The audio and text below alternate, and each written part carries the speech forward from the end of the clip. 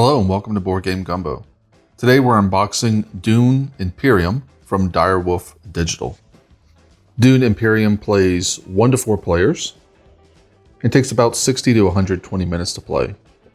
It's a worker placement game with a deck building aspect to it. So here is our rulebook.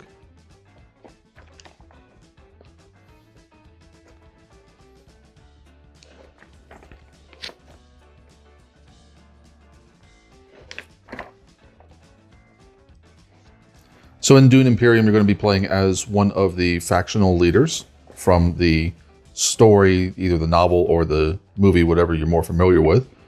And you're trying to achieve the most victory points to ultimately take control of the planet Arrakis by the end of the game.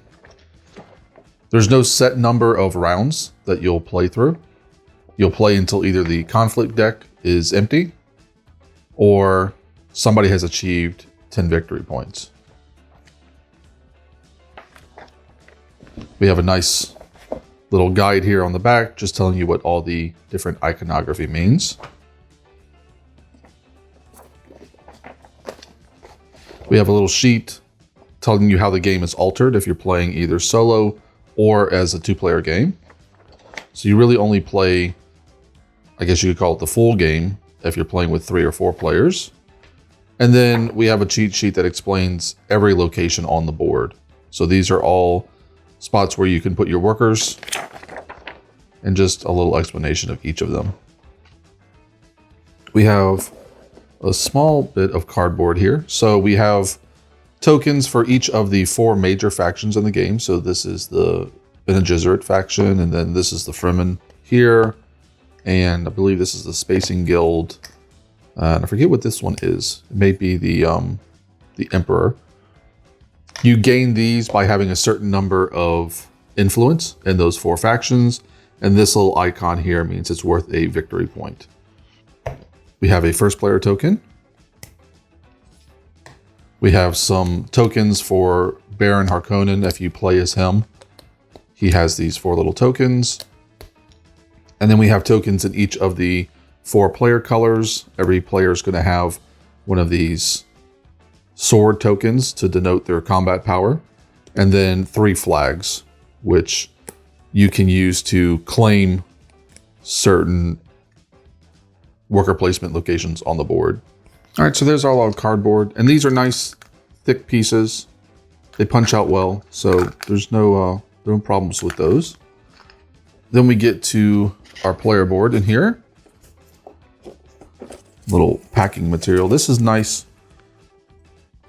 Every once in a while you get a board game where something doesn't fit exactly in the box and it rattles around during shipping, and then you get, a board with a chipped corner or something. So it's nice to see companies starting to include packing material inside the box like this one does. So here is our player board.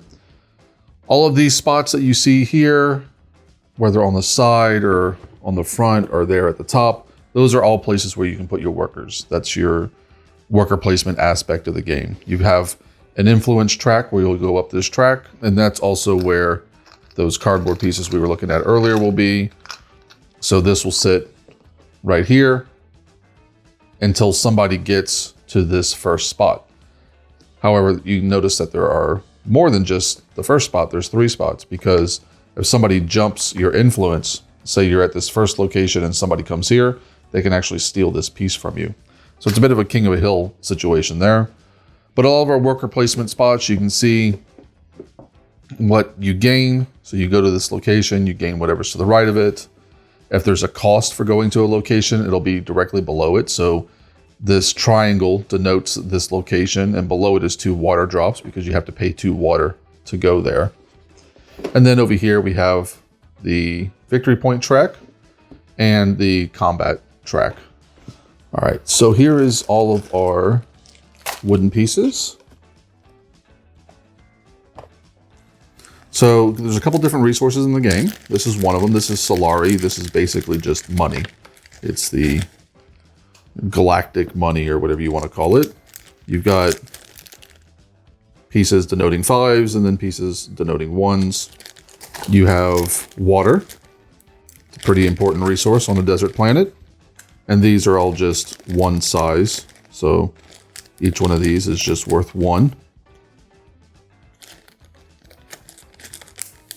This piece is the Mentat. This is basically an additional worker that you can gain by going to a specific location, but you only keep it for the round that you're in. So it's kind of like the, I forget what he's called, the piece in Lords of Waterdeep where you get him for 1 round. The Ambassador, maybe? These are cubes in each of the 4 player colors, and this will be representing your military. So your military you'll have out on the board. They'll either be in your garrison, which is what the circle is, or they'll actively be in the combat of that round. And that's when they'll be here. Each of your cubes is worth 2 combat, and then you have this other symbol, which will be on some of your cards for additional combat, 1 per each one of those symbols. Let's see, we've got some more wooden pieces here. Let's go ahead and finish going through all of those.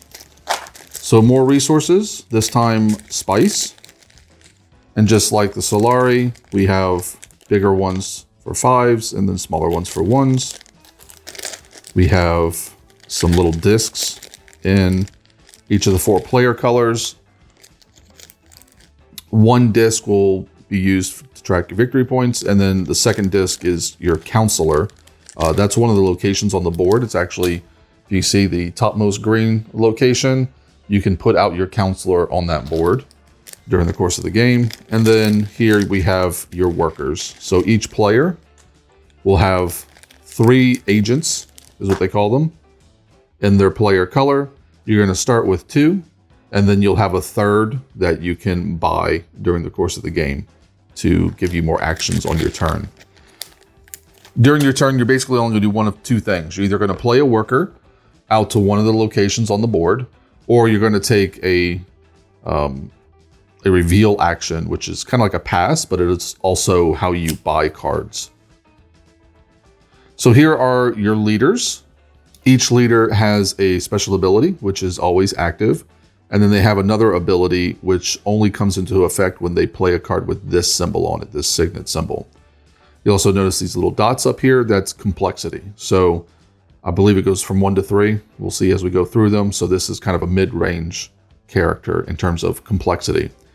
Whichever leaders you don't end up using, you're going to flip over and you got your little cheat sheet on it, which is really handy, telling you how the round starts, your player actions you can take on your turn, either placing an agent or a reveal.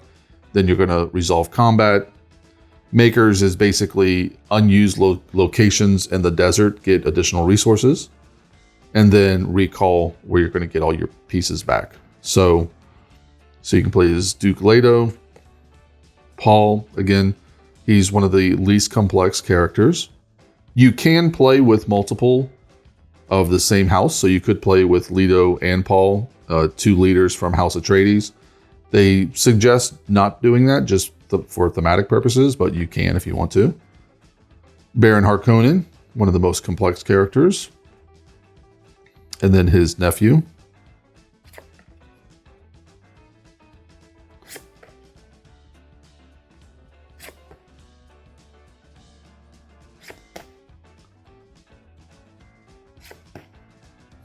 So that's all the leaders. And then the rest of our components is going to be all of the cards. And there are quite a few, and there's a few different sizes. So let's look at our conflict cards. This should be conflict and intrigue cards. So conflict cards, the conflict deck is one of the timing mechanisms in the game. So if the conflict deck ever runs out, the game is going to end immediately, regardless of how many victory points. If anybody ever gets to 10 victory points during the cleanup phase, that's another way to end the game. You're going to play with all of the conflict 3 cards and then a certain number of 2s, and then I believe only a single 1 card at the very top. And what these conflict cards basically do is they determine what you're going to get if you win this conflict here at the end of the round. So on a conflict 1 card, if you have the most combat value at the end of a round, you're going to get a victory point. Second most water, Third most, only if you're playing with 4 characters, 1 spice. Otherwise, you're going to ignore this.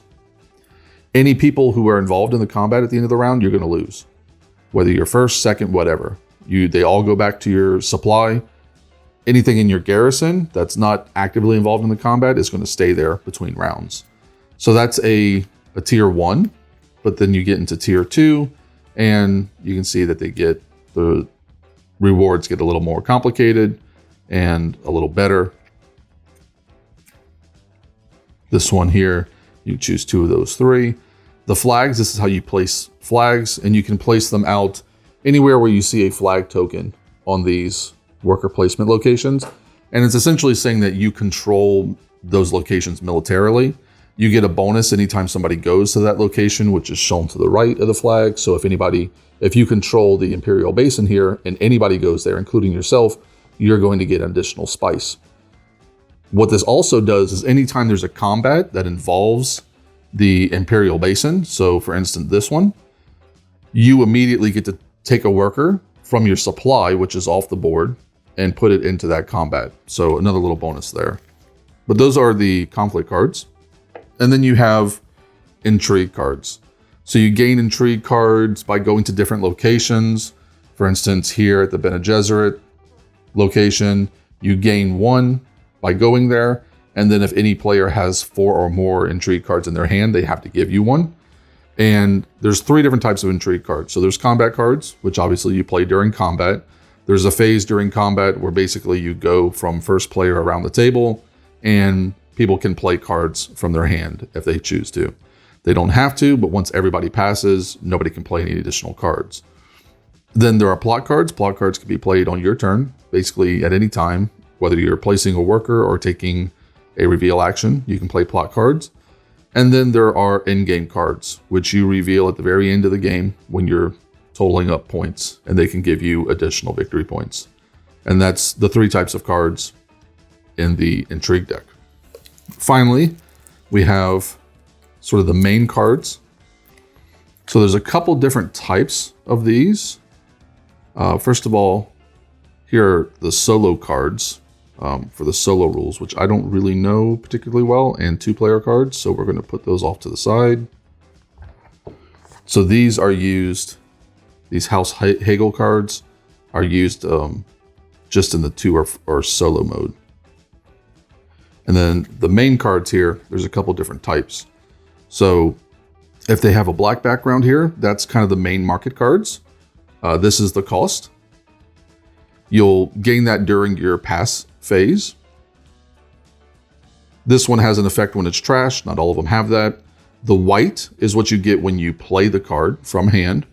And then the blue at the bottom is what you get when you reveal it during your pass action. So when you play a agent, when you're putting out an agent on the board, you have to play a card, because the cards determine where you can put your agents.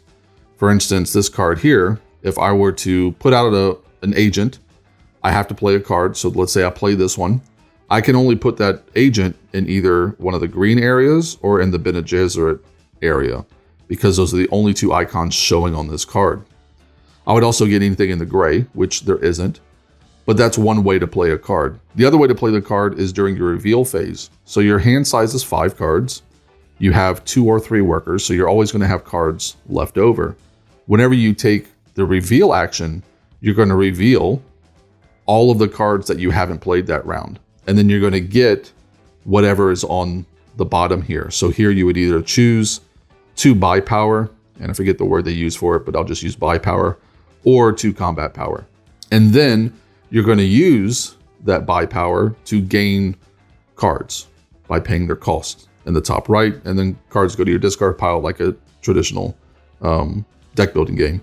Or you'll get combat power and you'll just move your token up on the combat board down here. So you're either playing a card while you're playing an agent. That card determines where your agent can go, and you're getting what's in the gray box. Or you're playing the card on your reveal turn, and you're getting what's in the blue box. And then again, the cost to buy the card is in the top right. So these are just market cards. So this just means when you play this card to place a worker, he can only go to a blue location, and he allows you to draw a card.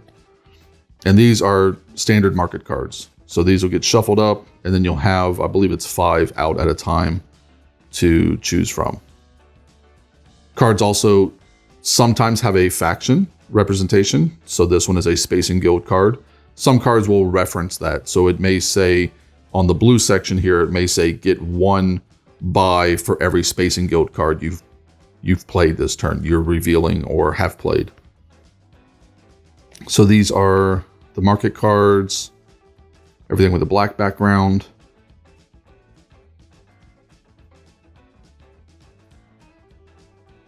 Then you have here, these still have a black background, but they have this little arrow. These are your starting cards. So there'll be quite a few of them, and I forget exactly how many of each type you get, but these are kind of your basic starting cards.